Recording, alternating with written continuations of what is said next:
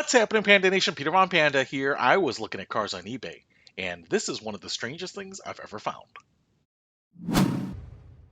Hey, I like surfing eBay for awesome deals on cars. I love cars, car nut, and every now and then I like something that no one else has, and I found this. It's listed as 1900 other makes, and I think the problem is with the VIN. This guy is in Sebastian, Florida, and as I was reading the description here, this is not a replica or a kit car. It's a one of a kind car. He's a manufacturer, I guess. I'm assuming he's maybe building these on GM chassis. I'm not sure if he's building his own chassis or something for it because it's powered by a 450 horsepower LS3 with an automatic paddle shift GM transmission, which screams Corvette to me, and it looks like it was sought out for an NBC pilot. Which is to me, it doesn't necessarily mean like, hey, will you build us something for an NBC pilot? But it sounds like maybe they were looking for, hey, send us your futuristic cars, who has futuristic cars, that kind of thing. But it is kind of cool looking, and I don't know, it's something that I would necessarily want, but it is definitely different if you look at this thing. And as I'm looking at this, and especially when I was looking at the interior, a lot of stuff says GM, which is totally fine. I mean, I have no problems with that. I actually like if you use a lot of the off the shelf components that are easily replaceable, serviceable, and as good as anything else. Just because it is bespoke or handmade or custom or something like that doesn't make it any better. It's kind of like in my Maserati. The one thing I hate is like, why does it use these really thin spark plugs? Why can't it just use spark plugs that you can get anywhere? Why does it use $150 spark plugs instead of $15 spark plugs, but kind of crazy looking. I mean, I wouldn't say I'm actually horrified by it. It's definitely something that's probably a little over the top for me, a little over stylized, but it does have kind of a nice presence, kind of big, blocky, brute, bulldogish. It's kind of like the intake runners up here that are visible. The headlights are kind of funny. It's got, to me, a little bit of a, I don't know, a Fisker look. Um, when we go around this side, we've got some really big vents here. It has what they call reverse scissor doors, I think, so you can see how they're hinged in the back. Doors that go like this or like this, not like this. Those aren't the doors of a billionaire. It looks like we've got the exhaust coming out of the back here. It's called the Slash. I think he named that. Kind of the straight line wheel wells, kind of reminiscent of the old Lamborghini Countachs to me. You can see the fuel filler door right there. I mean, I love the fact that it doesn't look like anything, and especially when you get into the supercar world, so many supercars look exactly the same because they're all designed in the same wind tunnel. They're all trying to be a dart through the air. I mean, the Lotus Evora looks a lot like the McLaren, which tends to look a lot like the Ferrari Pisto, and whatever. Um, Kind of has a little bit of a long schnoz here. I see a little bit of Cylon Raider there. It's got this little like widow's peak on the windshield, just a styling element. I don't know that does anything. I mean, a lot of this is just stylistically. It's just different, man. It's kind of crazy. This back end looks a little bit like there used to be a.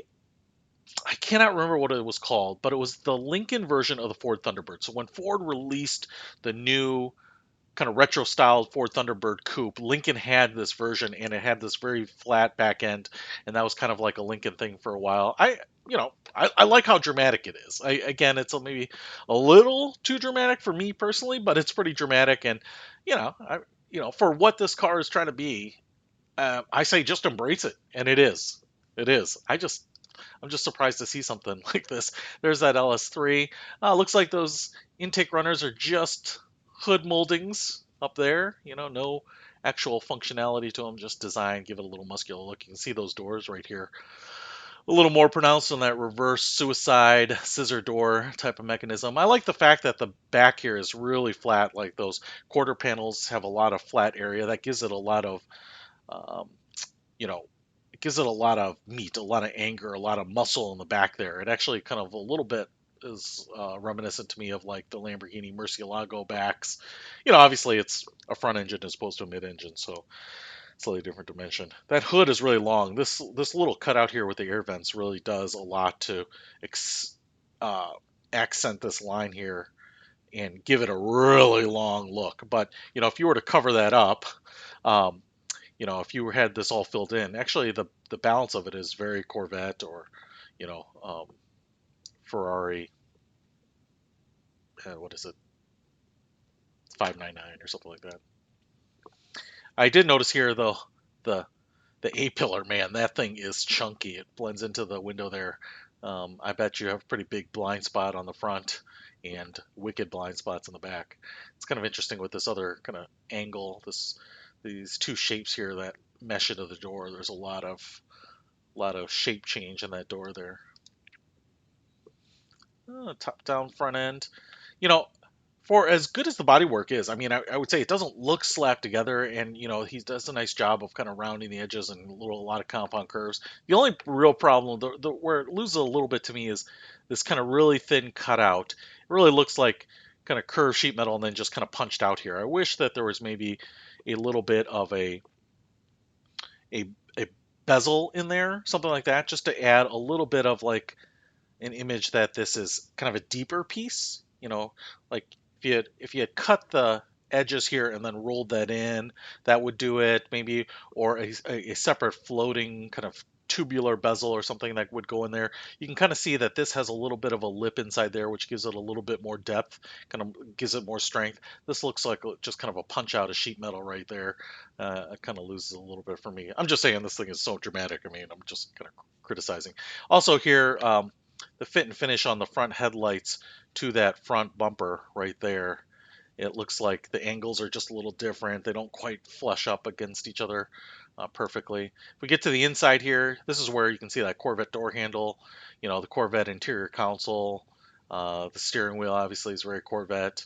So that's where, it certainly makes sense, even that vent over there, and I think maybe that whole dash panel makes sense, like I said, just to use the running gear or something, especially the stuff that just works really well. I mean, to me, it's like you could spend a ton of money, come up with a very expensive platform that wouldn't do as well as a Corvette. So why not just use that? There it is, an industrial park. Good on this guy, man. Being creative and original.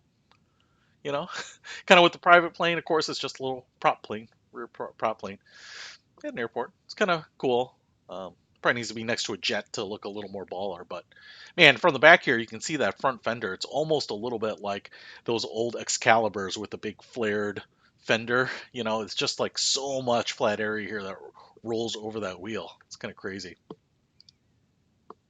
Almost has like kind of a nose like an F1, but it's almost a little Plymouth Prowler like. I think one of the drawbacks to this, that I kind of recall from my Plymouth Prowler, is that because of the way the car tapered to the front, you started to lose foot space, right? So it's kind of like any sports car that the wheel well intrudes on the footwell.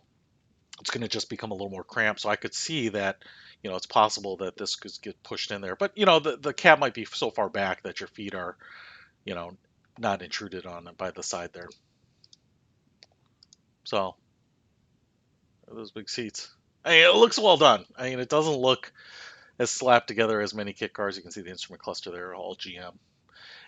It's got the carbon fiber steering wheel with the mark on the top there, which is very much like my Grand Sport. And there's a slash logo. Cool. Hey, I don't know. If you want to pick up something that no one else has, the slash bespoke sports car is available for $89,000. You can make an offer on it. You might be able to get a little discount on it. But man, that would be something totally different. Hey, I just wanted to show it to you. I found this and I was intrigued by it.